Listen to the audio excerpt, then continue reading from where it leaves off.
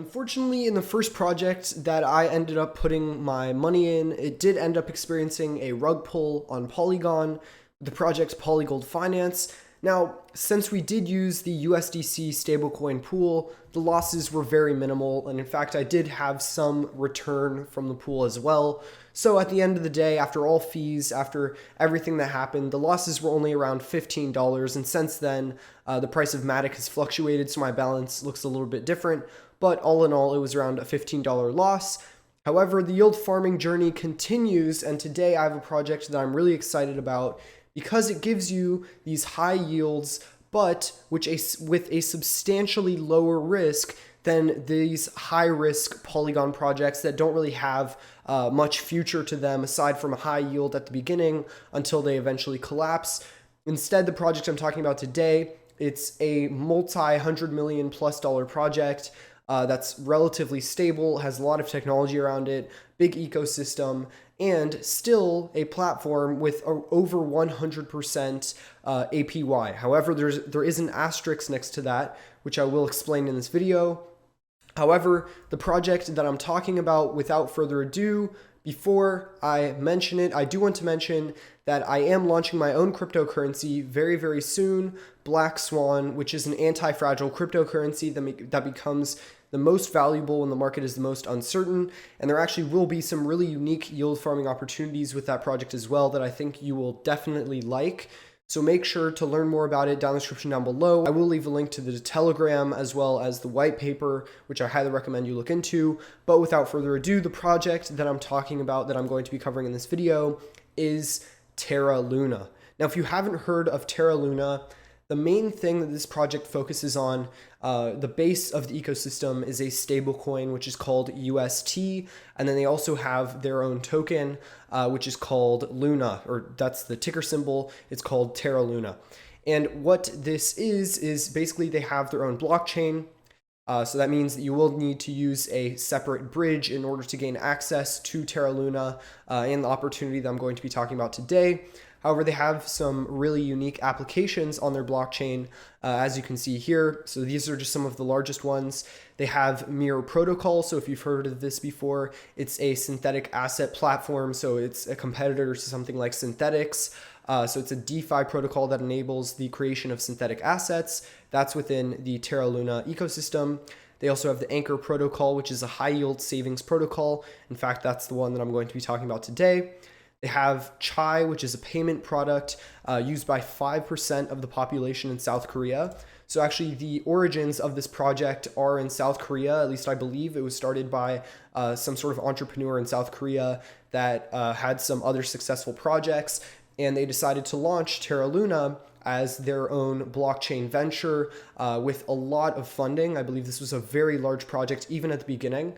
And so the things like this, like the Chai payments network used by 5% of the population in South Korea, that's where a lot of the value comes from for those large early VCs and different things like that. And the project is a little bit centralized, so this is not going to be something that's like a heavily decentralized focused project, but there is still a level of security, most likely higher than something like Binance Smart Chain, but I do recommend you do your own research when looking into the whole decentralization factor of Terra Luna, because the blockchain is extremely quick, but there are always pros and cons, especially when you're dealing with these types of projects. Next, they have BuzzLink, which is a viral marketing product to scale social referrals. And finally, they have MemePay, which is a payments product used by 3% of the population in Mongolia. So you can see here that they're targeting different international countries with their payment products. And that's sort of why they focus on these stable coins, because they want to be something that can achieve a certain level of relative mass adoption. Now, in addition to some of these projects, which you can learn more about on the Terra docs, they sort of talk about their entire ecosystem here. They also have a product that's going to be coming out soon, and this continues the whole mass adoption idea. It's a product called Alice, which is a personal finance app that has to do with the Terra Luna ecosystem. So this will make it so that you can participate in transactions on the Terra Luna blockchain, and you can stake your money for high yield. You can send cryptocurrency payments with their stablecoins relatively seamlessly. And this would be similar to what they already have in South Korea and in Mongolia, but with more of an international appeal. And this has not come out yet. So if you're looking for future growth that could happen with this ecosystem, then this is probably their flagship product that's coming up very soon. I think it's currently in beta or something like that. So what we're talking about today is the Anchor protocol, which is their savings protocol. And the reason why this is really interesting is because it offers extremely high yield, but as I mentioned before, it's still relatively safe and secure. This is not like some super high risk savings protocol, because really the Anchor protocol is one of the central aspects of the Terra Luna ecosystem, and I'll explain how it works in just a second. Now, what you'll see here is I actually already deposited money on this platform. When I originally deposited it, I think it was around $1,000, but since then the price of Terra Luna has fluctuated, so now it's only worth $800. But I'll show you how much yield I've made since then. So basically, what you can do is you need to have Luna, and once you have Luna on your wallet, then you can bond the Luna. And what this is basically, if you've heard of other projects such as ST Ethereum, so like Lido Ethereum, that's a project on Ethereum that basically, if you want to stake your Ethereum, then it becomes untradeable. So you can stake your Ethereum and earn a return on it, but then the Ethereum is locked and you can't trade it anymore. So what this project, Lido Ethereum, set out to do is make a tradable version of staked Ethereum. This is similar to what bonding Luna is. So basically, in order to deposit onto the Anchor protocol, you have to take Luna, which is like equivalent to Ethereum or the protocol coin, and then you have to bond it through their minting system on the website. You can select a validator, etc. Then you can mint it, and it's basically just a one-for-one B Luna to Luna, and then you have the bonded Luna. So that's what you need in order to then borrow money from this platform. You might be wondering, well, if I want to earn a high return, why would I be borrowing money? Normally you need to provide the collateral, you need to lend the money instead of borrow the money in order to make a high return. However, that's not how the Anchor protocol works. Instead, what's happening is, since this is still a relatively early stage for the Anchor protocol, they have a lot of incentives for people to borrow money from their platform. So what you can see here is the net APR, which is basically the amount, the return that I'm making on the amount that I borrow, is actually currently at 182% APY per year. Now, how this works is you're still paying an APR. So you're paying around 15.58% APR, and I believe that this changes slightly over time, but you receive a distribution APR of 198%. And again, this fluctuates as well. If the token that you get distributed, which is ANC, the Anchor protocol token, if that increases in value, then the APY that you're earning increases as well. And so why this works, why this happens, is because this protocol, they want to incentivize people taking out loans. And in order to do that, they've decided that the best way to incentivize it on their platform is by distributing their token. And eventually it will run out. There will be a time where you will no longer receive this increased APR when the ANC token gets completely distributed. But until then, there are these very high incentives. And there are other things that happen in the ecosystem, which I haven't done in-depth research into, where the ANC token is maintained through other buying methods. Like basically there will be fees in the ecosystem where a certain amount will go to burning ANC tokens, or it will go to buybacks or something like that. Basically, you earn a very high APR by borrowing money with your collateral. So what you'll do is you take the bonded Luna, you provide it to the platform. So as you can see here, I provided around 159.58 bonded Luna to the platform, which at the time when I did it was $1,000. And then I was able to borrow money from the platform, and you can see that I borrowed $334. And with the amount that I'm able to borrow, I think initially it recommends you should only borrow around 35% of the value locked. So initially the 333 was around 33% of the 1,000. However, since then, since my collateral decreased in value, it has gotten to around 41.82% of the total collateral that I put in. Now, there's one very important thing to mention here, and that is that the 182.65% APR is only on the amount that you borrow. So if I'm not actually earning 182.65% on the $1,000 or on the $800 collateral, I'm earning 182.65% on the borrowed value, which in this case is only $333. So at the end of the day, you have to divide it by 3 to actually get the amount that you're getting directly from the full collateral value that you're putting into it. So once you go through all the calculations with this, so you borrow this money, you're earning the 182.65% APR.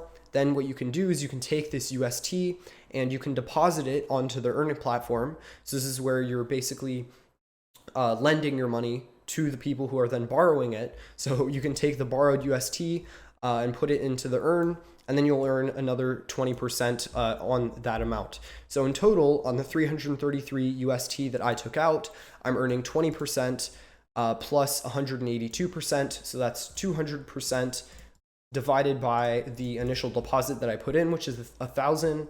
So that is, let's just say, divided by 3.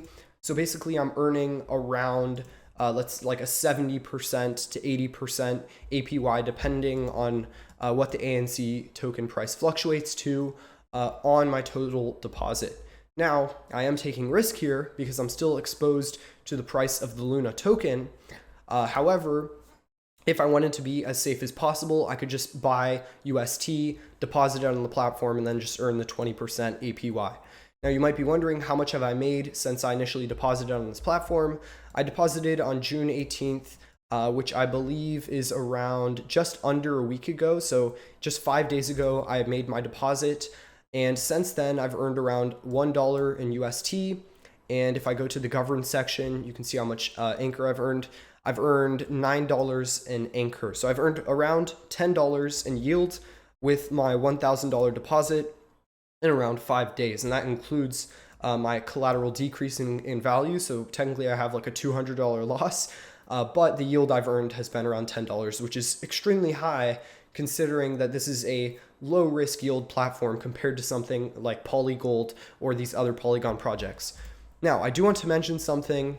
The Luna token is really what you're putting the most risk into, because you are earning a very high return, but you're still risking a lot of money into the Luna token.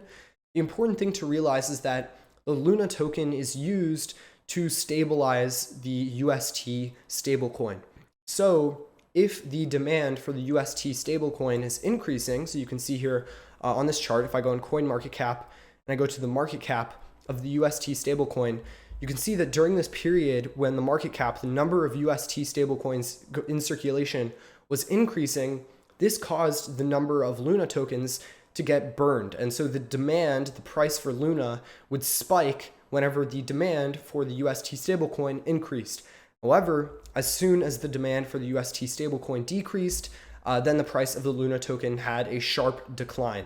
So if I just look at the Luna token right here, while I'm not looking at it directly side by side, you can see here approximately that this was when the UST demand was increasing and this is when the demand was decreasing. And that's because if you're trading Luna, you can exchange 1 for 1. You can exchange $1 worth of Luna for $1 of UST, and the opposite happens the other way around. So whenever you're minting UST, Luna gets burned, and whenever you are redeeming UST, then Luna gets minted. So it's very important when you're considering making a position into the Anchor protocol and you want to get this high yield, that you believe that the number of UST that will go into circulation in the future is going to increase. Now, my personal opinion, the reason why I entered into this position is, while I do believe there is a certain level of risk with the amount of UST in circulation as it's been declining recently, I do think that there could be a relatively sustained level of UST as people start to realize this yield farming opportunity, even if they're just trying to get the 20% from the earn section. If you're just trying to get the 20% yield instead of borrowing with the bonded Luna tokens, I still think that the demand for UST will be relatively stable from people trying to get that yield. And so that will mean that the Luna token will be relatively stable as well. However, if I start to see that the ecosystem usage starts to decline and that people don't want UST anymore, then the price of Luna will likely decline substantially, and it won't make sense to do this staking anymore unless you're just doing the 20% APY. Anyways, I hope you all enjoyed this video. I hope you found it educational, entertaining. You learned something new about a new platform. I certainly was not very aware of the Terra Luna ecosystem before I looked into this, but thank you all so much for watching, and see you in the next one.